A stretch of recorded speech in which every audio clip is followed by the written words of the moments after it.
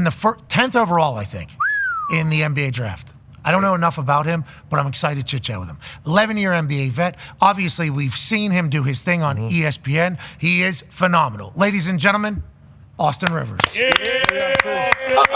I love the intro. I don't know enough. Okay. I don't know enough. This came out of nowhere. You answered the call in very short time, so we would like to say, we'd like to say thank you, Austin. Austin.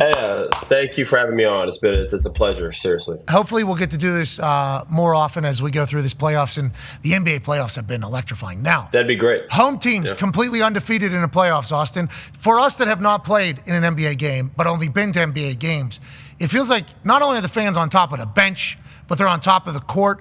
Home court, big-time advantage, especially in the playoffs? Or why do you think we're seeing the trend of all the home teams win right now? 8-3 against the spread as well, so it's seemingly being dominant as well.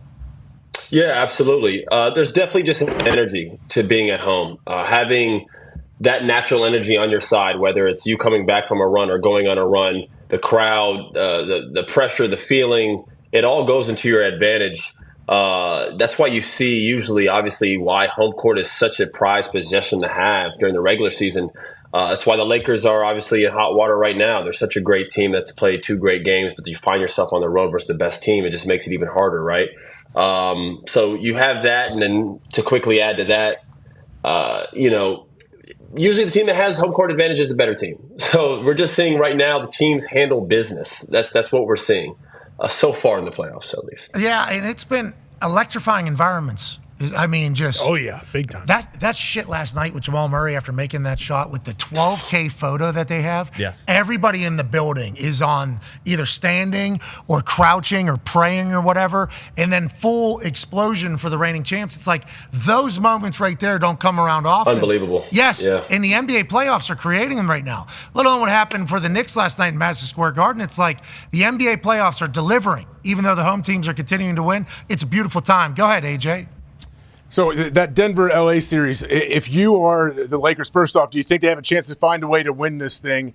And who on the horizon could possibly stop Denver with Joker and Jamal Murray and everyone else they have? Like, it seems like they're solid everywhere you look. Well, in regards to the Lakers, I feel for them because they played such a great game. They're up 20. They let that collapse. But they outplayed Denver most of the game. And they even outplayed Denver the first 3 quarters in the first game. They have not found ways to close like the Nuggets do. And that's my question with them is, if the game comes down to like a 2 or 3 point game, man, I have a hard time betting on the Lakers pulling out games. The Nuggets finished the game the same way. They play through Jamal Murray, they play through Nikola Jokic. It's a pick and roll. You know it's going to happen. They make reads, and they just find best shot available. Aaron Gordon's in the dunker. Michael Porter Jr. is in the corner. Caldwell Pope's in the corner. Jamal Murray, Jokic, pick and roll. That's just what's happening. And the Lakers, I don't know what they're going to do. I couldn't tell you right now. I know LeBron's going to have the ball and AD will have it, but I don't know how they're going to get to their spots or what shot they're trying to get. It's very up in the air. So I don't know if I have them. I have them winning a game at home for sure, but I have the series going 6 games to the Nuggets' advantage. And in terms of who can give them a shot, right now I'd have to say the Clippers, but they don't have Kawhi Leonard, and for them to have a shot, he has to be healthy. Whoa, Austin! There's some news out of the internet. Kawhi Leonard was at shoot-around just moments ago for the Clippers, and the line goes from them being underdogs by 2.5 points to favorites by 1.5 points on a couple of the sports books. That literally just came as you were giving an answer right there. That just there popped we go. up. Yeah. So this just came through here from John Ewing. Shout out. Yeah, Kawhi's there. So I guess what the books are saying, and maybe they think this alluding to, is that Kawhi's maybe going to play. I think that would be what that is saying. Yeah, or he's near. If he's going to play the next couple games, I think they win this series. And they're the biggest threat to the Denver Nuggets just due to their depth. They have multiple guys that can close games. They have multiple guys that can play through and make plays off and on the ball. And it seems like they're gelling really well. Russell Westbrook's done a great job taking the bench role. James is a third guy. PG's a second guy. Kawhi's the leader. It just seems like they're falling in line. They got a lot of scoring there. Zubac's been huge. They have some size. overall, they're the only team I think that can compete and really send them to a 7-game series. I think is the Clippers. Yeah, I love that Joker is just so damn dominant. You know, and then he plays that whole. We had a full conversation. Oh my God. Yeah, we had a full conversation earlier because last year whenever he was told about the parade being on a Wednesday, he was like, "Oh God, who tell horse?" Because he was supposed to get back home and buy a horse or see a horse. And then in the offseason, the only photos of it, you see him sit on the back of that wooden thing that's behind a damn horse, and it's like, "Oh, we want to go see him over there. What you do?" Well, he had to go to his barn because he had horse races that were going on that particular day. This dude's got to work his absolute dick off in the offseason to be who he is, right? This is all gimmick. The whole nonchalant show up first day of training camp, shoes untied, sitting down watching highlights of the horse races, not acting like you're happy to be there because he all season shows up. In the playoffs, he's never rattled. He's so this is what we see of him in the offseason. That's going to a barn to work out, right? Like, this is all a gimmick for this Joker guy. And is there a chance we talk about him when it's all said and done as like one of the greatest players to ever exist? We have to, right? Absolutely. I've seen people say things. I saw Gilbert say that he was like the worst MVP. The guy who's about to win his third one can't be the worst one. He's one of the greatest players to ever play, and he's going to go down as that when it's all said and done. Absolutely. And in terms of how he is off the court, man, just playing there in Denver for 2 years, he has the ability to, when it's over, to shut it off. Most guys take work home with them. We all do, no matter what we do in life, right? He's one of those guys that just doesn't do that. He goes right to his horse races, or he watches FIBA basketball, or he'll go have a beer. He's able to clock out like that. But when he's at work, this guy's an animal. I mean, he works extremely hard. He's there every single day getting his treatment. He lifts after the games. And I know, like, you'll see like little videos of guys doing these little workouts. Like, Jokic really gets in there and gets after it. He's always on the court. I just think in the summertime, obviously he always has deep postseason runs. He's a guy that kind of can check out for like a month or two. So you'll see like a photo of him like on the back of a horse. Like, he doesn't even work hard. Like, I mean, he's resting his body. The following month, if you saw him, he's a beast. It's a beast. Yeah, and there's obviously everything he does looks awesome. Yeah, like he did 3 spin moves on that guy right there. It just and then it gets wide. He's so smooth. And one, and it's moving like it's like Luka, but different. It's like they look like they're great comparison. Thank you. Well, big basketball shot. Yeah, and also there you go. Yeah, sir. Yeah, come on. I mean, we're doing this whole thing. They look like they're moving so slow, but then they're putting you exactly where they want you to. So it's like a cerebral strategy shit happening as well. It's been fun to learn about the Joker, the entire story, but him finding out that parade was on Wednesday as opposed to the next day, and they were expecting him to be there, and he was like, I can't do this. And then got hammered at the parade and was like, thank God I didn't go home. I love parade. Yeah, what did he say? He said, I once said I didn't want to parade. Yeah. I want to parade. Every day. It's like, what a legend, dude. A couple beers to do that. Yeah, absolutely. Tone has a question for you about another dog, I do believe. Yeah, Austin, you just played with Anthony Edwards, Ant-Man. Could you imagine at this age, 22, I believe he is, this young, that he would, like, he's obviously taken his game another level this year, and then the game 1 against KD was unbelievable. Did you see that when you were there last year? Absolutely. There's certain guys, I mean, I know you guys know it just from covering sports, where you see someone's energy and aura and know it's like, I don't want to say not authentic, but it's just like, it's choreographed, it's rehearsed. They got a publicist, they got this guy, they got this guy, even to their fashion, everything just seems celebrity-like.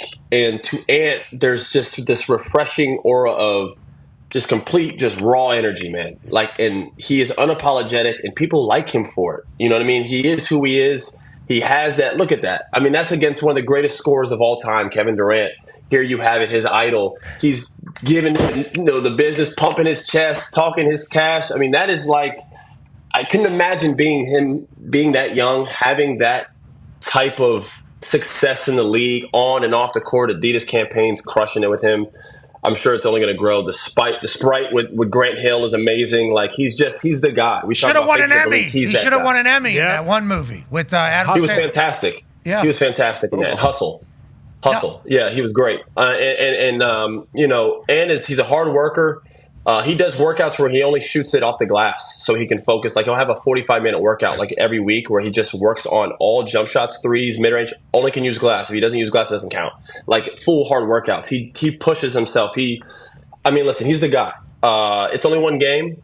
I can't wait for tonight to see the rebuttal from KD and Devin, especially because people I think are sleeping on that 2-guard matchup. They're battling for who's the best 2-guard in the NBA. Yeah, it's been great to see Ant really come into who he is, man. You saw it last year in flashes, but now it's every game, especially defensively. Him getting the MVP chance afterwards and him like acknowledging it and then saying "believe that" or whatever. It's like the moxie on this man is something that we need to see more of in sport. You can't teach it. Yeah, he definitely doesn't have a PR person. We know that. No, we've heard about a couple stories, throughout the year, and we love it. Hey, and that's why we love it. That's why we love it. He's just a dog. Yeah, absolutely. He's just a dog. Absolutely. It's a competitive world, though. Yeah. And that's he's not going to make it. When you're in the public eye and you're an uber competitive person, every person that's ever been at the top of sports has talked about some of the things that they've had to sacrifice to remain the human and the dog that they are. It's like, and when you're in the public eye in the modern world, it's like you're going to make some mistakes. You just got to hopefully learn from them, keep moving forward, and become the face of a league potentially. Yeah. And that's what Ant-Man potentially is going to do. And we're lucky to be a part. 100%. He's got another 10 years. Mm-hmm. So it seems like that's the thing. As long as, go ahead. Yeah, what's that, Austin? Go ahead. No, I said that's the thing though. Just that he has. We're not even in his prime. This isn't his prime. His prime is like 3 years away from now. Like I'm talking about next year, the year after that. Year. We're not even like near his best basketball. It's crazy. I don't believe. Is that real? He's only not 22. Yeah, he's young as hell. Yeah, but how? His prime will be, bro, Pat. When he's like 27, when he's 26, 27, he'll be the best player in the NBA.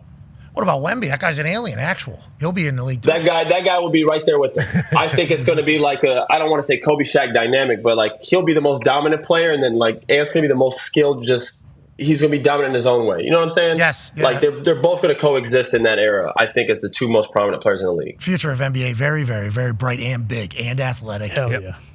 And just like you are not from here. Neither are you. Mm-hmm. You are. We can tell. Mm-hmm. Yeah. Maybe too much. Yeah. Go ahead, Connor. Yeah, Austin, obviously your entire career, you're pretty locked down on the defensive end. And, Pat and AJ always talk about this in the NFL, that when it gets to the playoffs, the speed just kind of goes up a little. In the NBA, would you say that people just say, okay, now it's time to play defense? Or how does it work for the NBA kind of transitioning from that 82-game season to kind of its own regular season in the playoffs? Because, even the Bucks team account tweeted yesterday, like, hey, guess what? 82 games, no one gives a shit. Regular season doesn't really matter anymore. How does that dynamic change in the NBA, at least from the player perspective? You know what? It goes from regular season games, there's a game every other night, right? Every other night you have a game, back-to-backs. You're just flying. It's always a new opponent, new schemes, new strategy. So sometimes I think it's human nature for a player. It's not that it gets lost upon you. It's just, each game is important, but it's just like it's 82 games. In a playoffs, you're preparing for one team to play them possibly 7 times. You get a clipboard, a clip book of the other team's plays, and you have to know every single play on that team. So going into game 1, they already know every set. By the time it's game 4 or 5, that's really when you see the best basketball in a playoff series, because the plays are only going to work so much. Execution's important, but everyone knows each other's plays. That's when the hoopers come out. That's when the ball players play. And there's just a different level. You feel it. You see it right now. I think even it took the Thunder by surprise. They're a much better team than than the Pelicans, especially without Zion. But just the experience alone, it took them a little bit to be like, oh, okay, hold up. You know what I mean? Like it took them a quarter or two. There's just a different level of intensity. I always say hustle players usually struggle in the playoffs because everyone's hustling. You got to do something else than that. You got to have some game, ultimately. So, yeah, there's a difference. Hansborough was great in the playoffs. Oh, yeah. I would like to let that be, watch your mouth. Easy. Okay? McConnell, too. Jeez, you basketball guys would just throw other basketball people under the He's bus. Duke guy. I never said names. You said that. First off, listen, Tyler Hansborough was great. He was a solid player. He was a solid player for the well, great. I mean, I'm not gonna throw around the word great here. That's crazy. I mean, that's Paul George is great. You know what I mean? Like, Yeah, there's a difference. Hey, but in the effort bucket though. Oh yeah. Elite. Hand throws Jordan. Elite. In the hard foul bucket, he is in the Hall of Fame. That guy used to lay some hard fouls, man. My God. I heard there's hard fouls getting called now, and then they're going to challenges and they're getting overturned because you guys got a worse officiating review system than us in the NFL somehow. It's pretty rough, man. We got 3 guys staring in this damn camera in front of the whole world, and they get in front of this awkward mic. Yep. With like a zoom-in camera, and they're just like, I don't know how the D'Angelo Russell foul got overturned last night. He got smacked across the face. You could see it here. There's contact right there, both ways. Bam! Like right across it's right there. I don't understand how or who missed that. I don't get that. I don't understand. That was beyond me. It's so. This has happened game and game again. Yeah, that's what LeBron sounded like. LeBron, and then he said, "I saw what happened over in." The Knicks game LeBron was just kind of teeing off there. A little bit. It was, a lot of people are saying classic LeBron misses his 3 at the end. Now it's everybody else's fault. It's like, did you watch the rest of the game? LeBron he's balling. LeBron is playing great basketball right now, obviously. Hooping. Absolutely. He's so old. How's he doing it, Austin? He's also he's one of one in this. Yeah. He's the freakish, the most freakish athlete I think ever in the history of sports. I think of all sports. The longevity points to it, how good he is. There's just no one else we've seen like this. I mean, even now players investing their money into their body because LeBron set that bar, right? $1 million a year. Well, Russell Wilson, please. Wolverine blood. That's fair. That's fair. Russell's great, but I would love to hear if Russell took any page out of LeBron's book in terms of like how he did. No, this, LeBron's reading Russell's book. We know it's Mr. Unlimited. No, he only turns to page 1. Yep. We know. Austin. Amen. Austin. Ty has No.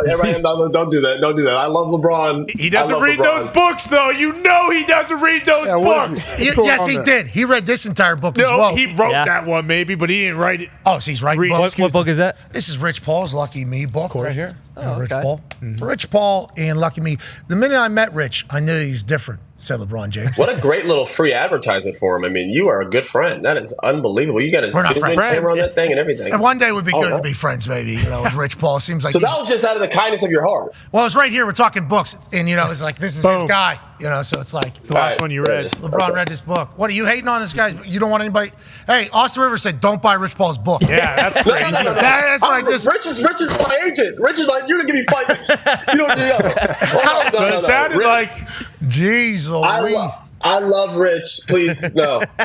Just don't read his book, right? Yeah. A memoir of changing the odds. Austin Rivers said, to hell with it. Yeah, you get it. No, Rich is honestly he's honestly a legend in his own right. His arc of his story is incredible. What he's done, man. It's Absolutely. insane. Incredible hustler that is now running the NBA pretty much. Austin doesn't want us to know about it. Yeah, and Austin's like, we know enough about it. Yeah. All right. Let's stop talking about that. Let's get back to LeBron fake reading books. Yeah. That's what he said. Please. Yeah. Taking down the whole thing. It's great. Ty, last question for you, Austin. Good luck out there. Good luck. Austin, what about the East as a whole? Pretty much everyone we've talked to have basically said, it's the Celtics and it's everyone else. If the Celtics don't make it to the finals or win the title this year, it is a massive choke. But then you also hear about the Sixers who, a lot of people don't see them as a 7 seed because Embiid missed so much time, and now they've kind of choked 2 games away against the Knicks. And then there's also, can anyone actually compete with the Celtics in the East? We saw Dame obviously have that incredible first half against the Pacers, but is it kind of just Celtics, bigger hoop, everybody else? Right now, it is the Celtics, everybody else. Just in terms of what I'm looking at right now, they're just far ahead of everyone else. With that being said, New York can challenge them.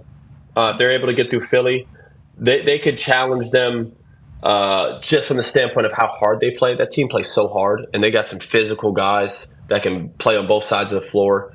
And then with Brunson, obviously, he's going to get better as the playoffs go on, I would imagine. They could be challenging. I don't see them beating them. And the last thing to look out for is Milwaukee. They don't have Giannis right now. They looked really good last game. If Giannis is able to come back healthy, people are sleeping on Chris Middleton.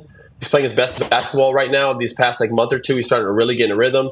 If you get Middleton and Giannis and Dame and that thing's working, they're supposed to be what they're supposed to be. Well, we had them all along, but they haven't been so far. Maybe they come together at the right moment. The NBA playoffs, it happens,